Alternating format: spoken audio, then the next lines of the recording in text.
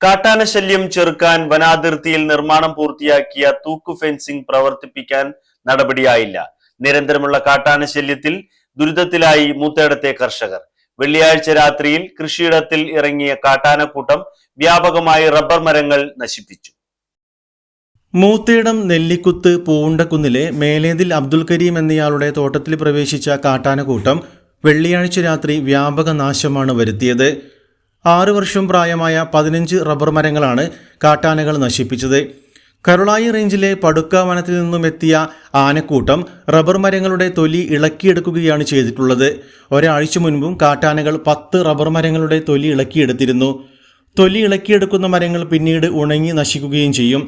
ഇവിടെ 2-3 തവണ ഇപ്പോൾ ആന കയറി നശിപ്പിക്കുന്ന റബ്ബർ. ഇത് ഇപ്പോൾ 6 വർഷമായ തൈയാണ്. റബ്ബർ പൊളിച്ച് തൊലി കളയാണ്. ഈ തൊലി പോണ റബ്ബറൊന്നും ഇനി ഇവിടെ ഉണ്ടാവുന്നില്ല അഭിപ്രായമല്ല. ഒക്കെ തൊലി ഇപ്പോൾ ഈ മഴയല്ലേ, അതുകൊണ്ട് റബ്ബറൊന്നും ഇനി നന്നാവില്ല. ഇതിന് ഞങ്ങൾ അപേക്ഷ കൊടുക്കുന്നുണ്ട്. അപേക്ഷ കൊടുത്ത് ഇതിനുള്ള നഷ്ടം കിട്ടണം. വന്യമൃഗശല്യം കാരണം കൃഷി നടത്താനാവാതെ വലയുകയാണ് കർഷകൻ.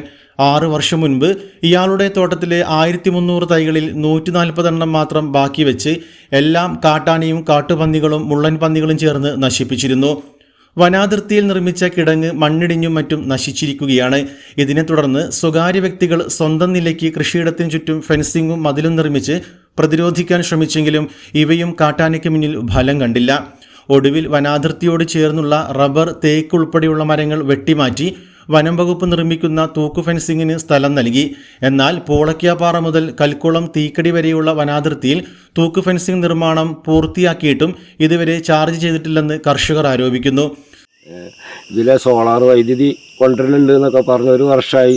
ഇതിലുള്ള റബ്ബർ തൈകളൊക്കെ മുറിച്ച് അവർക്ക് സോളാർ വൈദ്യുതി സ്ഥാപിക്കാൻ വേണ്ടി 6 കൊല്ലമായ റബ്ബർ മുറിച്ച് ഒഴിവാക്കിയിട്ടുണ്ട്. മരങ്ങൾ മുറിച്ച് ഒഴിവാക്കി കൊടുത്തിട്ടുണ്ട്. അവർ സോളാർ വേലി ലൈൻ വലിച്ചല്ലാതെ മറ്റൊന്നും ചെയ്തിട്ടില്ല.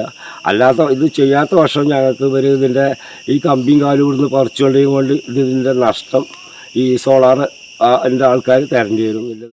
തൂക്ക് ഫെൻസിംഗ് എത്രയും വേഗം ചാർജ് ചെയ്ത് വന്യമൃഗശല്യത്തിന് പരിഹാരം കാണണമെന്നും അല്ലാത്ത പക്ഷം മതിയായ നഷ്ടപരിഹാരം നൽകണമെന്നുമാണ് ഇവരുടെ ആവശ്യം.